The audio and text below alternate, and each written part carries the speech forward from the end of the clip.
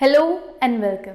I am Shagun and आज हम enzyme chapter का टॉपिक कर रहे हैं फैक्टर्स अफेक्टिंग एंजाइम एक्टिविटी।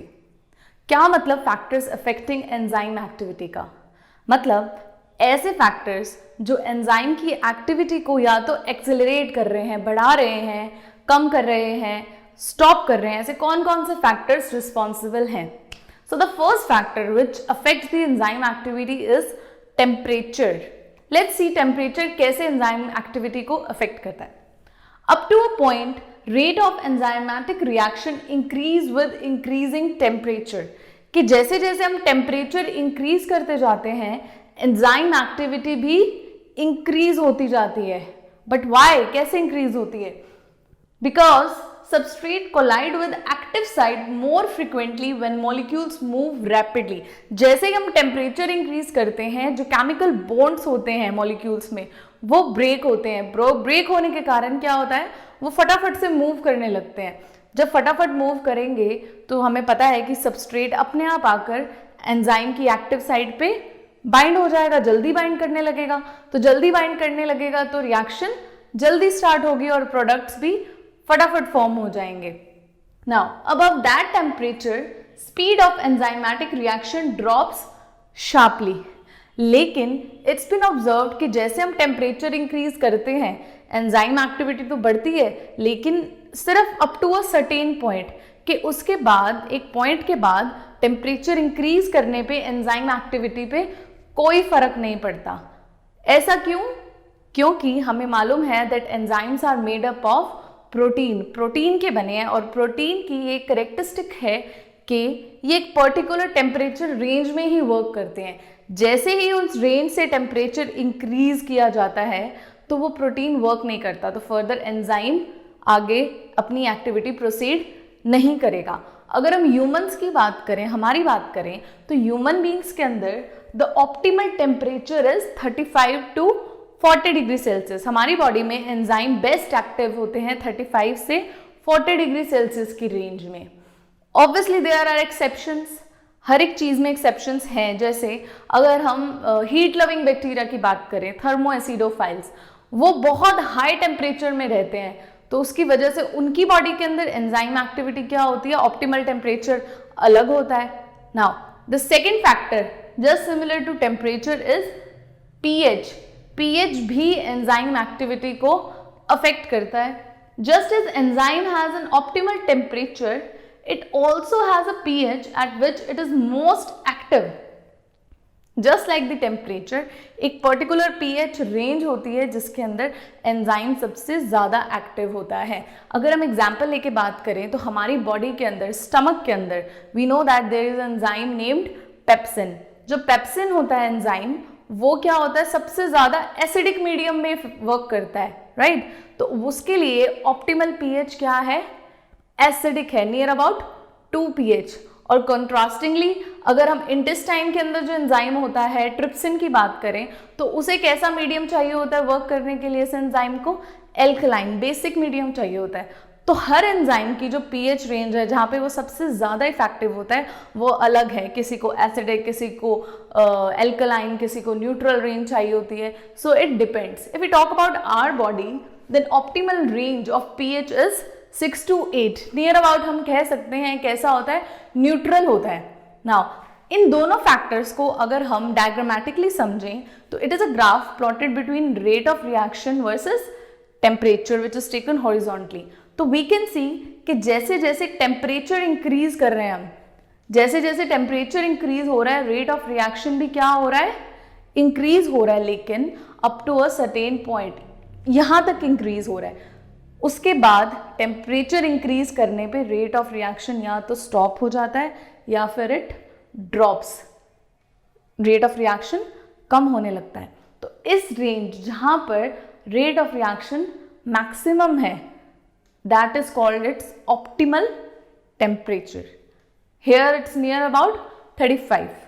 तो ये इसका ऑप्टिमल टेम्परेचर है, जिससे ऊपर अगर हम टेम्परेचर इंक्रीज करेंगे तो रेट ऑफ रिएक्शन क्या हो जाएगा, ड्रॉप हो जाएगा।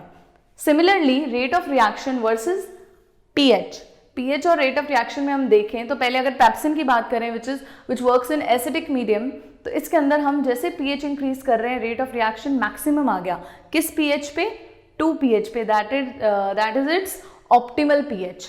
उसके बाद pH इंक्रीज हो रही है तो रेट ऑफ रिएक्शन क्या हो रहा है, ड्रॉप कर रहा है। And if in case of trypsin जिसको एल्कलाइन चाहिए, here as we are increasing the pH, rate of reaction is increasing, its maximum at pH 8। तो ट्रिप्सिन का ऑप्टिमल pH क्या है, 8 है, और उसके बाद pH इंक्रीज करने पे rate of reaction is dropping. तो I hope this both factors are very clear. The third factor which affects the enzyme activity is concentration. किस चीज की concentration, here we are talking about enzyme concentration, कि enzyme concentration increase करने से क्या effect पड़ेगा enzyme activity पे। As the enzyme concentration increases the rate of reaction increases. जैसे जैसे हम एंजाइम की जो कंसंट्रेशन है उसको इंक्रीज कर दें तो रेट ऑफ रिएक्शन भी क्या हो रहा है, इंक्रीज हो रहा है। बट व्हाई, हमें मालूम है कि एक एंजाइम है और ये सबस्ट्रेट है। सबस्ट्रेट जब एंजाइम की एक्टिव साइड पे जाके ऐड होगा, अटैक करेगा, तो रिएक्शन प्रोसीड होगी। अगर हम एंजाइम के नंबर बढ़ा दें, एंजाइम की कंसंट्रेशन बढ़ा दें, तो जो सबस्ट्रेट है, हर सबस्ट्रेट को क्या एंजाइम अवेलेबल हो जाएंगे, तो सारे सबस्ट्रेट जाकर एंजाइम पर अटैक कर देंगे, तो जिससे क्या होगा, रिएक्शन इंक्रीज हो जाएगी, फटाफट से सबस्ट्रेट प्रोडक्ट बन जाएंगे क्योंकि एंजाइम का कंसंट्रेशन क्या है, ज़्यादा है। But at very high enzyme concentration the substrate concentration may become rate limiting, so reaction stop increasing। लेकिन इसमें भी क्या होता है, एक सर्टेन पॉइंट तक ही रिएक्शन का जो रेट है इंक्रीज हो रहा है। हमने एंजाइम की कंसंट्रेशन बढ़ाई, सबस्ट्रेट तो उतने ही है, तो सबस्ट्रेट जितने सबस्ट्रेट थे सभी ने जाके एंजाइम से बाइंड कर लिया और रेट ऑफ रिएक्शन इंक्रीज हो गया। लेकिन अब फर्दर हम एंजाइम कंसंट्रेशन बढ़ाते रहे तो उससे कोई इफेक्ट नहीं होगा रेट ऑफ रिएक्शन पे, क्योंकि सबस्ट्रेट तो उतने के उतने ही हैं, the number of substrate remains the same. तो सबस्ट्रेट यहाँ क्या एक्ट कर रहे हैं, लिमिटिंग एक्ट कर रहे हैं। We know that here substrate acts as a reactant की तरह काम कर रहा है जो प्रोडक्ट बनाता है। तो सबस्ट्रेट का नंबर वही रहता है, एंजाइम का फर्दर इंक्रीज करने पे कोई इफेक्ट नहीं होगा। उसके बाद रिएक्शन क्या हो जाएगी, कांस्टेंट हो जाएगी। जब तक एक्टिव साइट फ्री नहीं होती या सबस्ट्रेट का काउंट और इंक्रीज नहीं होता, further reaction will not proceed. The fourth factor is substrate concentration. For a given enzyme concentration, the role of enzyme reaction increases with increasing substrate concentration. Just like enzyme concentration, here we are talking about substrate concentration. कि अगर हम substrate की concentration increase कर दें, उससे भी क्या होगा, rate of reaction increase हो जाएगा। Why? Substrate की concentration increase करी तो जितने भी enzymes हैं, सभी एंजाइम्स की एक्टिव साइट सबस्ट्रेट क्या कर लेगा, ऑक्यूपाई कर लेगा और प्रोडक्ट बना देगा। ऑब्वियसली एंजाइम एक्टिविटी इंक्रीज होगी, रेट ऑफ रिएक्शन इंक्रीज हो गया, लेकिन ये भी एक सर्टेन पॉइंट तक ही इंक्रीज हो रहा है। क्यों? क्योंकि नंबर ऑफ एंजाइम्स, यहाँ पे एंजाइम्स लिमिटिंग एक्ट करते हैं कि अगर और एंजाइम ही नहीं है तो वो सबस्ट्रेट को बाइंड कहाँ से होंगे। जब तक उनकी एक्टिव साइट फ्री नहीं होती है तब तक और सबस्ट्रेट कैसे ऐड होंगे। तो अगर हम उस पर्टिकुलर सबस्ट्रेट कंसंट्रेशन के बाद इंक्रीज करते जाएं सबस्ट्रेट कंसंट्रेशन, तो रिएक्शन पर कोई फर्क नहीं रहेगा, it will remain the same. Here substrate was acting as a limiting factor, here enzyme is acting as a limiting factor. So adding more substrate doesn't make much different, reaction एक stable form में चल जाती है, constant form में चली जाती है। Now अब इन दोनों फैक्टर्स को अगर हम डायग्रामेटिकली देखें, rate of reaction we have taken vertically and enzyme और substrate concentration we have taken horizontally.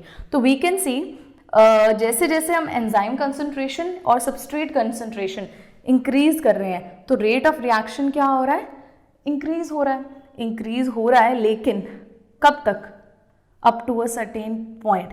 इस पॉइंट पे जिसके बाद फर्दर एंजाइम कंसंट्रेशन या सबस्ट्रेट कंसंट्रेशन बढ़ाने पर rate of reaction further increase नहीं हो रहा, that point is called point of saturation. It has reached a point of saturation. After that अगर हम एंजाइम या सबस्ट्रेट की कंसंट्रेशन इंक्रीज करेंगे भी तो रिएक्शन पर कोई फर्क नहीं पड़ेगा। So we can say that increasing concentration doesn't affect the rate of reaction.